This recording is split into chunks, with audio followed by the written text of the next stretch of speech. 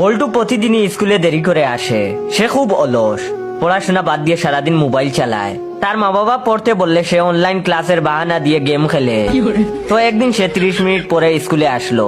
তখন তার স্যার তাকে জিজ্ঞেস করলেন, কিরে বল্টু, তুই আজকেও দেরি করছিস, তোর প্রতিদিনই এত দেরি হয় কেন? তখন বল্টু বলল, স্যার আমি কি করব, আপনি জানেনই তো আমি একজন সচেতন নাগরিক। তখন স্যার বললেন, হ্যাঁ তুই যে কত সচেতন সেইটা আমরা সবাই জানি।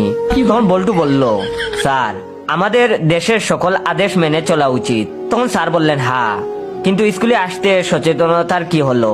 তখন বল্টু বলল, স্কুলে আসি তো ঠিক সময়ই, কিন্তু স্কুলের 100 মিটার সামনে সাইনবোর্ডে লেখা সামনে স্কুল, ধীরে চলুন, তাই তো আমি ধীরে ধীরে আসি। স্যার এটা শুনে হতবাক হয়ে তার দিকে তাকিয়ে রইলেন। তখন বল্টু বলল, স্যার আমি কি আমার দেশের জন্য সুনাগরিক হতে পারবো? তখন তার স্যার বললেন, হরে বাবা, তুই শুধু সুনাগরিক না, তোরে ডক্টর ইউনূস সাহেবের কাছ থেকে নোবেলটা এনে তোরে দিলাম, নে এবার শান্তি হোক।